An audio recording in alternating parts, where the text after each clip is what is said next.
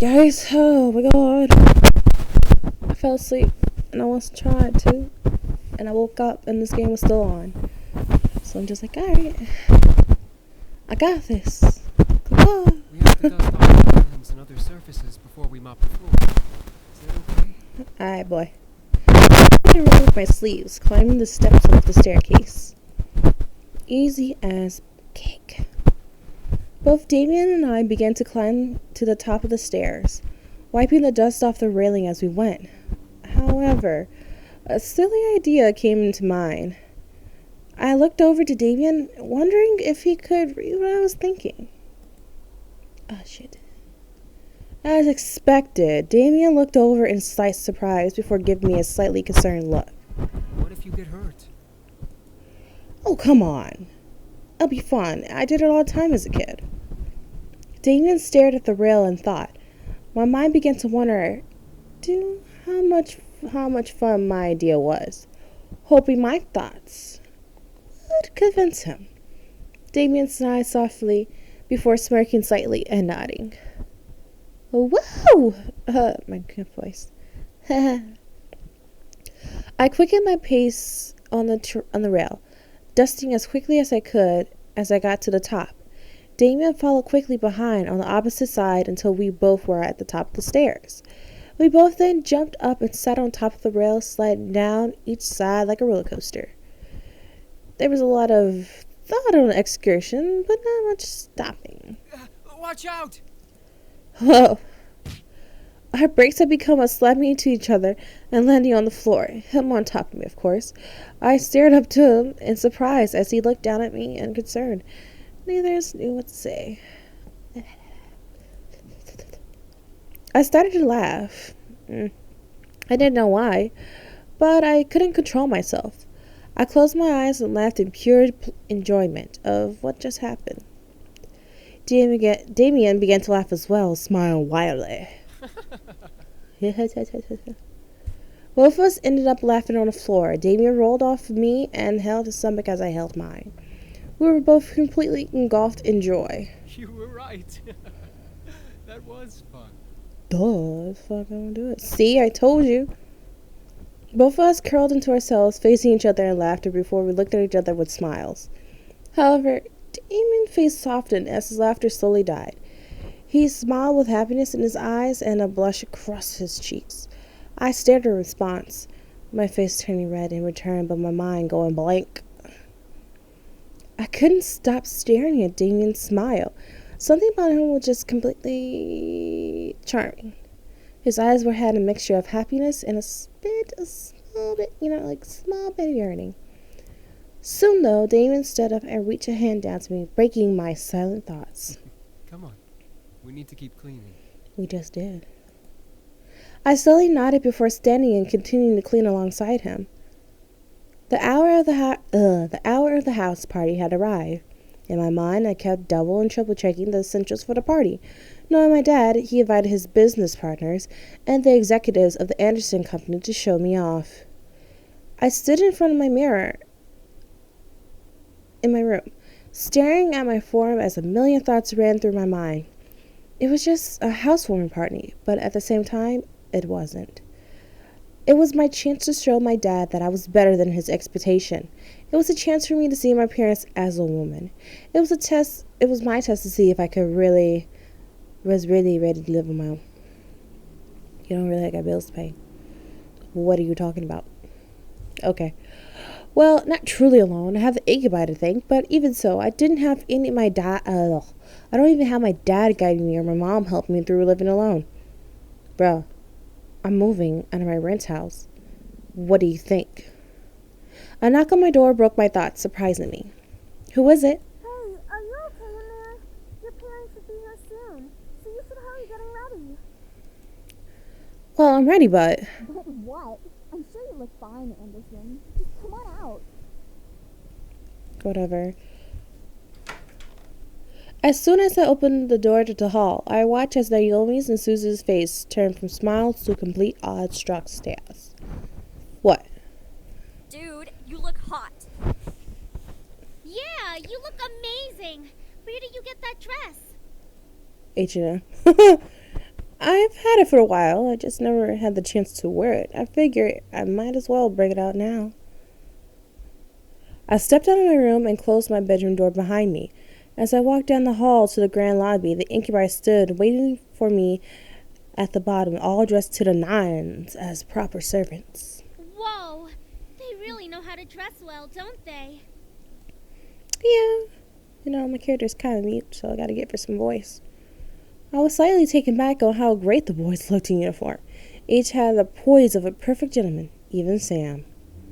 I slowly began to climb down the steps, with Suzu and Naomi behind me. The boys watched as I descended the staircase one step at a time, like knights waiting for the princesses. I felt my face slightly flush, but I quickly shook my head to try and regain my thoughts. As I reached the last step, James offered his hand out to me and walked me down the final step, smiling. As beautiful as a princess, miss. Thank you. So, are you prepared for tonight? No. I couldn't deny that I was nervous, but I had to try. This party was more than what it seemed, and I had done all that I could to prepare for. Now it was up to fate. And my father. The other boys smiled assuredly at me, which made me feel a little bit better about everything. I looked at my phone and marked the time, almost right on cue. The doorbell rang. I gulped. I could practically feel my dad's aura from behind the door. Sam and Eric quickly rushed to the door and opened the double doors wide open to reveal my parents, both dressed in their best. Hey, Mom. Hey, Dad. Oh my, I didn't know your bequeathment came with servants. It was probably overlooked. Besides, who would deny good service? You? I was completely awestruck. My parents didn't question the boys. They didn't ask for verification or anything. I looked to the boys and noticed Sam and Eric staring intently at my parents. Were they using their powers over them? They had to be. There was no way they'd be okay with this otherwise. I guess the servants counted as belongings to the house. My mother quickly rushed to me and gave me a large hug. I hugged her back, inhaling her perfume. It had only been a couple of days, but living away from the ones who raised me was hard. My mother soon let me go and looked at my outfit. Gorgeous. You look so lovely. David, look at your daughter and tell her Look I'm at her. right. Look at her, look at her, look at her, look at her, look at the face. I looked to my dad, who was looking around the lobby like an inspector. I stood my ground, waiting for him to look at me. When he did, he let a smile grace his lip. Your mother's right. You look like you're all grown up. Hence looked like. The world around me stopped as my heart pounded hard in my chest. Did my dad just compliment me on his own accord? Yeah, he did. He did. So what though? The world around me just stood up. Yup. My mom was grinning ear to ear at his word. I was beyond speechless. Thanks, Dad. However, his cold face quickly revealed as he began to look around once more. I assume that you're ready, then, to impress the rest of the guests, correct? What do you mean? The Oh, let's sneeze. My potential? to become CEO of the company. I know it. Something was off about tonight. Now this party had become much more than I anticipated. I gulped silently, but I nodded in response. I looked back at the incubi, but they were continuing to be my servants for my father's approval. I looked behind me and saw Naomi and Suzu raise their thumbs at me for encouragement. I let out a small breath before feeling my body accept the situation. I felt a weight in my gut, but I had to hide it. As if the time zoomed forward, all of a sudden the main hobby of the law was full of guests. Men and women in formal business attire showed up to meet with me and see my new home. I didn't expect many to come, but I was once again surprised that night. I shook hands with many officials and executive members. putting on the professional face my dad trained me to have. I felt overwhelmed, but I hid it well behind a small smile and a handshake. Many asked me questions. I tried my best to reply as maturely as possible. I had to remember, say what they want to hear, not what you want to say. Fuck. So, how do you feel living on your own at such a young age?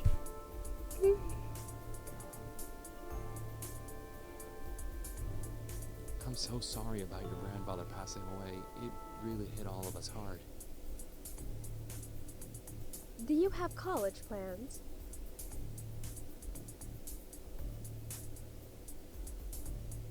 I felt the questions came up one after the other. It was tough to answer some of them because they weren't about me.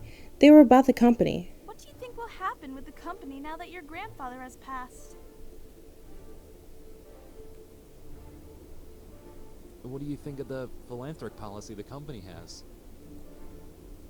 Do you think the company should expand from just toys? Eventually the questions stopped and I was back to being myself. Naomi and Suzu were mingling in the crowd and the incubators were doing their job, so I was all alone in a room full of strangers. It was unnerving to think about it, but at least I wasn't being questioned left and right anymore. Suddenly, though, my mom pushed her way through the crowd to me, bringing along someone I didn't know. Honey, I'd like to introduce you to someone. This kind gentleman is the son of the vice chairman. With my mother stood a man who looked only a couple of years older than me. He smiled and held out his hand to me, silently asking for my name. Hi, I'm Andrew Lewis. It's a pleasure to meet you, Miss Anderson. Andrew Lewis. Andrew Lewis. Okay. Alright, we're gonna call you Lewis.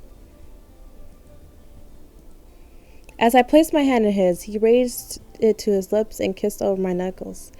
I felt my face burn slightly at the gesture. Andrew smiled at me before releasing my hand. I'm honored to be invited here. My mother smiled at both of us, which made us slightly concerned. Why was she excited to introduce me to Andrew? So, you organized this party very well, Miss Anderson. You're welcome. Praise is very much deserved. Andrew then chuckled nervously, bringing his soft fist to his lips to cover his laugh properly before smiling at me. I'm sorry if I seem a little forward. I've just been excited to meet Harold Anderson's granddaughter. Huh? Why? He used to talk about you all the time in the office on how you helped him refine his toys. I only attended meetings and heard all of the stories. You helped a lot with the success of the company without having to actually work there. Oh, wow. I didn't know he talked about me. That would explain everyone's fascination with me and their rather personal questions. I looked at Andrew, who had a kind face to me. Something about him seemed off, and I didn't know what it was. He seemed to be hiding something. Whether it was good or bad, I was not able to find out. I felt someone walked up beside me, causing me to turn to them. Next to me was my father, giving his cold stare to Andrew, who suddenly became tense. So, you're Jared's son. Andrew's body twitched slightly. Whether it was fear or insult, Andrew locked his eyes with my father. I couldn't help but feel the tension between them. It irked me how fragile the air had become. Enough to break at the wrong word. You're the one who wants to be the next CEO of the Anderson Company. Well, I stared at Andrew. This guy wanted to take my grandfather's position as CEO? I thought the vice chairman won that position. David, leave the poor boy alone. I'm merely testing the boy's conversational skills. Nothing wrong with that. Of course not, sir. And polite as well. Interesting. If you'll excuse me. Quickly, Andrew retreated away from my family into the crowd of people. I watched as he disappeared into the crowd towards the back of the house. I was worried, but I gave him his space. He obviously needed it. He's not CEO material. That's because you practically interrogated the young man. A little questioning shouldn't have bothered him. He's obviously not ready for any title in our company. I bit my tongue. I didn't want to make a scene with my dad. One wrong word, and he lectured me in front of everybody. That was not something I would want in my housewarming party. I let out a sigh before looking at the clock. It was getting close to midnight, meaning that the party was going to end soon. I lowered my gaze out the window and saw a limo pulled up. Huh? Whose limo is that? Oh, that must be Lewis's car. I'll go get him. Stay with your father so you can escort your guests out together. Yes, Mom. My mother left my dad and I to slowly escort people to guests out. My dad held his simple smile as he thanked each person for coming. I did the same. Andrew quickly passed the doors before I could speak. Eventually, only Suzu, Naomi, and my parents and the incubies were left. My dad suddenly walked over and placed a hand on my shoulder with a smile.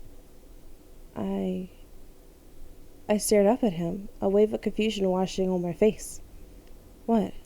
You did good tonight. I'm proud. Oh, thank you, Dad. Keep it up and you'll be a good CEO. Oh, right. Alright, your mother and I have to leave. I'm sure Naomi and Suzu need to leave as well. Just because it's Saturday doesn't mean you should stay up all night. Shut the fuck up. I saw you stuttering. Oh, right. Thanks for having us. It was a great party. We'll come visit tomorrow or something. All right? Right. See you guys. Good night, sweetie. Come visit us soon. Will do. All four of my remaining guests left the building, all but my dad waving back to me. With the last of the guests gone, I sat on the staircase and exhausted. Fuck, that was tiring. It's not like you had to do any work, though. Give her a break, man. She was getting interrogated left and right. She handled herself the best she could. As expected, Princess. Since you're exhausted, why not head to bed? We can clean up. Ugh. Hush, Sam. Are you guys sure? Positive. It shouldn't take long. Ho ho ho! It didn't take long to find you little shits after all. I felt a hot shudder run down my spine. The voice from my dreams echoed through the air into my ears. I looked around, panic alongside the incubi. James placed a hand on my shoulder, trying to remain calm. Don't worry. No one will hurt you.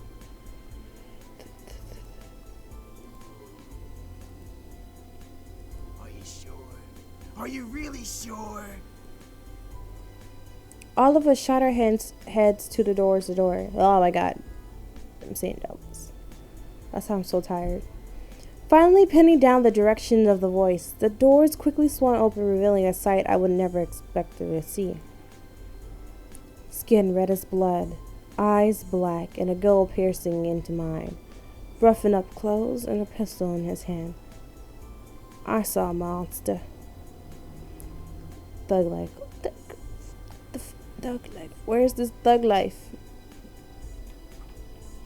I covered my mouth not to scream at the sight. Dry blood covered the bandana around his neck as he smirked at me and the boys around me. Besides, the red-skinned man was a similar-looking woman in matching thug-like clothes. Thug life. Oh, what's the matter, boys? You really didn't think I wouldn't find you, did you? It took a minute, but okay. Alright. I hoped you would, you piece of... All of a sudden, the man raised his gun at Sam's face, instantly pulling the trigger. Persona! Okay. We all gasped and shot, instinctively expecting to see a bullet run through Sam's face, but... What the fuck? What? What should have been a headshot ended with a loud but empty blank shot. Dang it, I keep doing that. The pistol echoed its empty chamber as the man grew more and more pissed. pulling the trigger over and over in aggravation. Luckily for my ears, it became quieter after first shot. Why the fuck won't you work?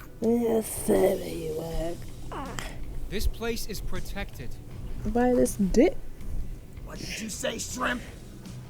This place has a seal, protecting it from hellborn magic. What the fuck is that supposed to mean? The man growled through his gun at Sam, who was able to dodge it in time. The pistol bounced off the ground a couple of times before sliding further away, hitting the wall in a final step. As it stopped moving, the gun faded into a black flame that disappeared into air. The previous owner had this place protected by magic, Malix. Malix, that was his name. His existence resonated in my memory from the dream I had. However, I looked to Matthew in the same confusion that Malix did. This place is protected by magic? It would seem that your grandfather had some sort of protective barrier around this house. From the looks of it, it only disables hellborn magic. Malix's face grew to that of extreme anger, his fists tightened as if he were crushing a stress ball. What's stopping me from dragging your asses out and shooting you then? Out of pure instinct, I stepped forward and placed myself between Malix and the boys. With no power, Malix wasn't going to fight. I took the chance to stand up to him instead of being powerless like I was in the dream.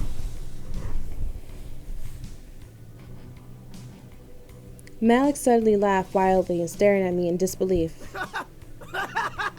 Whoa, whoa! Who let the bitch out of her cage? What is this? A reverse harem or something? Malix grinned at me evilly, walking close to me. I ducked underneath Malix's incoming hand. I stared at his hand and his black flame tattoo in surprise as I took a couple of steps back from Alex. Matthew and Damien stepped in front of me, guarded me from Malix with their arms. A quick one. I'm liking you more and more. Back off, Malix! Don't start acting tough, you pathetic excuse of a demon. You need more protection than her. Shut up! Oh, did I make little Matthew cry? Why don't you just grow up here? Grow up here what? I mean, I got a breast, you know, that was close enough. Shit. Enough, Malix. The woman who had been standing in silence the whole time planted a firm hand on Malix's shoulder. Malix looked back at her with a growl and glare that would kill. Since when did you get the guts to speak out of place? We both know you've never controlled me. I want them dead, just like you. Fuck off! I know what I'm doing. Do you? Even if you did fight them, there's 5 against 2. We never win. Shut up! Let's go, Malix! We're wasting our time! The two growled at each other. If they could use their magic, I could have sensed that fire would glow from their teeth. Malix grunted and glared at the boys. He pointed at James, wanting so badly to use his finger like a knife. Just wait, pretty boys. We'll get you and fuck you up real good. Then Malix turned to me, moving his finger to point directly between my eyes. Don't think you're safe. Step outside. I dare you. With that, Malix and the woman walked out of the mansion. The doors closed behind them, leaving the boys and I alone once again. I felt my knees give out under me, forcing the boys to quickly turn to catch me. Whoa, whoa! Are you alright? Yeah, why was he here? He's been closely tracking us. Our blood trail from the forest must have led him here. We should have stopped him and finished it here. For once, Matthew, I agree with you. I stood up, rubbing my arms, feeling the goosebumps Malix left behind on me. I couldn't stop myself from shivering in fear of his words. Malix, was he a demon? That son of a bitch is not a demon. He's a devil. A devil? There's a difference? Yes. Demons come from a different plane of existence called the Abyssal Planes. Devils, however, come from one of the 7 circles of a place humans know as hell. Despite us not being human, We are very different creatures. We actually have brains, for one. Devils always like to cause trouble and try to kill or torture others for their own enjoyment. Demons, like us, know when to use our powers and when not to. We're not stupid. Devils follow orders from higher-ups in their order. Their power only comes from their connection to hell. Demons all have free wills and don't rely on where they came from to use their powers. This was all confusing. Demons and devils and magic all existed, and I happened to land in the middle of it. What do we do? You're safe. You've been protected as well. What? What Damien's saying is that the magic that protects this place also protects you. Your grandfather must have cast it when you last saw him or something of that nature. We can sense its aura around your body. I couldn't believe my ears. It was the third day of surprises, and this one took the cake in me the most surprising. I felt my head spun once again. What did I get myself into? Miss, please don't worry. We'll find a way to train ourselves and become stronger to finally finish this feud. Kick his ass right now. Until then, we'll protect you as much as we can. If Malix comes back, we'll be here for you. But what about going outside? Won't he? Like we said, you have a protection spell on you. Even if Malix attacks you, he won't be able to use his magic on you. He'd be just like any other human you can fight back against. Didn't you say you knew Taekwondo? Well, yeah.